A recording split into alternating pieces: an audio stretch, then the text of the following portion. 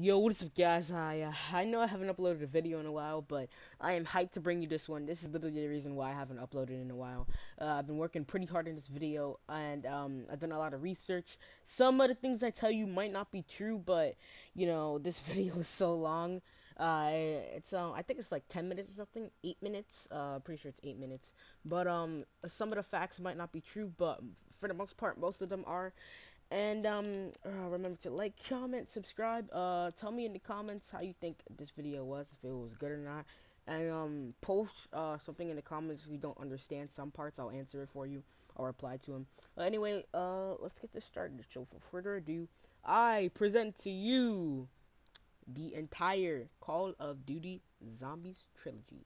Let's get started. Long, long ago, since the beginning of time, an ancient race we refer to as the Keepers existed.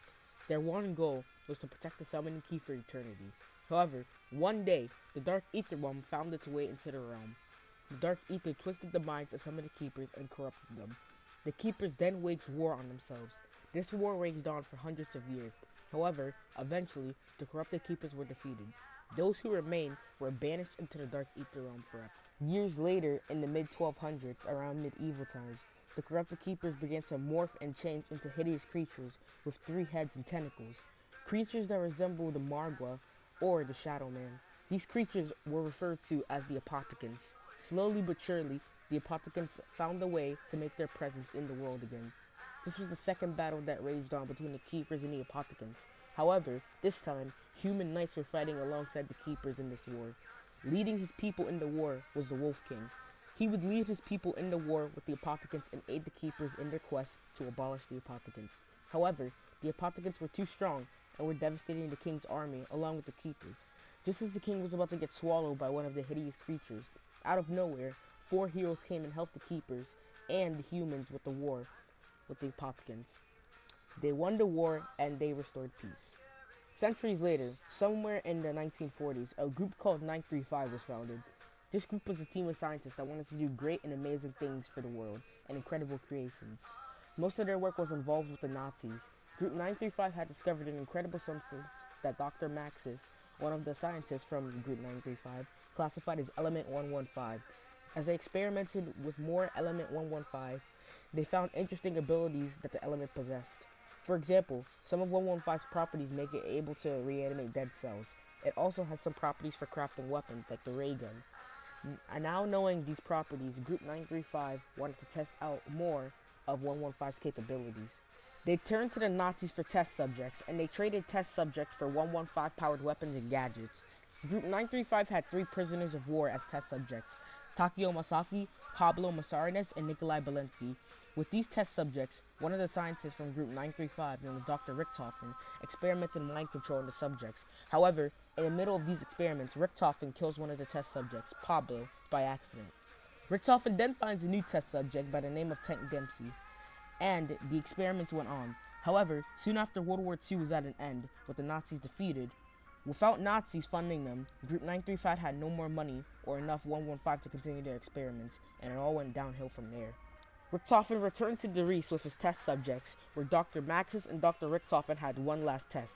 They used a girl named Samantha's dog as a test subject, Samantha being Dr. Maxis' daughter, and the test went horribly wrong. The dog turned into a devilish beast similar to the Cerberus without the 3 heads, and turned into a hellhound. After this, Richtofen teleported Dr. Maxis and Samantha away in the universe without unknown consequences. Richtofen did this because, over the years, he started growing to hate Dr. Maxis and his daughter Samantha. He thought he was getting too distracted. Dr. Maxis was killed and his soul trapped inside a machine that resided in the moon. And Samantha took control of the zombies, which led to an outbreak, with Samantha killing every member of Group 935. However, Richtofen 2.0 was changing history. 2.0 meaning from another timeline. Those events never took place because in the Giant, he killed Richtofen 1.0. However, the zombies were still raging as there was a ton of 115 lying around infecting everyone. Richtofen 2.0 is told by Maxis that he needs to gather souls of the 1.0 versions of Dempsey, Nikolai, Takeo, and himself. He would collect the souls and gather them into the summoning key. He has to locate the summoning key now. This is where Shadows of Evil comes into play. Somewhere and somehow, the The Apothicons escaped their ether realm once again and made their way to Morgue City. Led by the Shadow Man, rumored to be the leader of the Apothicons, he took a liking to 4 murderers to help him acquire the summoning key from the Keepers, as the Apothicons were the corrupted Keepers before they transformed, so they wanted the summoning key. He tricked our 4 murderers into helping him acquire the summoning key, and he went inside of it. Now knowing their misdeeds, they helped the Keepers cleanse the summoning key. However, before it was done, Richtofen came out of a portal, snatching the summoning key from the Keeper's hands, and vanished into the portal, without knowing the Shadow Man was inside. Once he obtained the summoning key, he made his way to the Giant to meet up with the 2.0 characters and kill his 1.0 version of himself. However, Richtofen's 1.0 soul did not go into the summoning key, because Richtofen had already been in the house where Dr. Maxis was working. Now with his newly formed team, he would travel to Der Eisendrache for Dempsey 1.0 soul, then to Zetsubo for Takio's, and finally, the group heads to Garag Krovi for Nikolai's. Now that they have acquired all the souls, they return to the house and give the key to Dr. Maxis, and once and for all, they destroy the teleporter that linked all the timelines and multiverses. However, this happens. Maxis went and ballsed everything up. Please, you must help me. He heard voices, you see, calling to him. Only together can we prevent the destruction of your world. It wasn't really his fault. You know, he hasn't actually got his soul yet. All I got was a brain.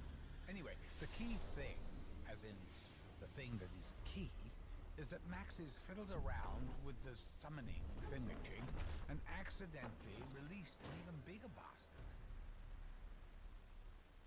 Someone even I didn't know was in there.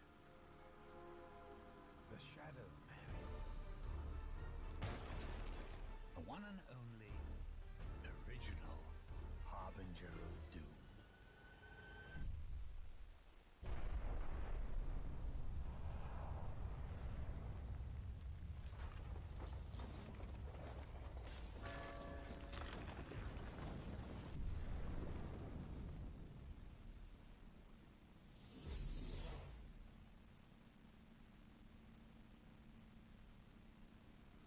So, I'm going to be absolutely truthful with you. Things have got way too far out of control. This isn't any vague evil. We're talking about the Apothicons, the most powerful and evil entities in all the existences that ever existed. And now they're here, in our perfect world. I'm not going to sugarcoat things. It's a fucking shit show. Now the Shadow Man and the Apothicons have corrupted this world. It's up to our 4 heroes to save it. In a cipher from Shadows of Evil, it states, Primus will fail. We know that Primus is our 4 heroes, and so the prophecy states that our 4 heroes will fail in stopping the Apothicons.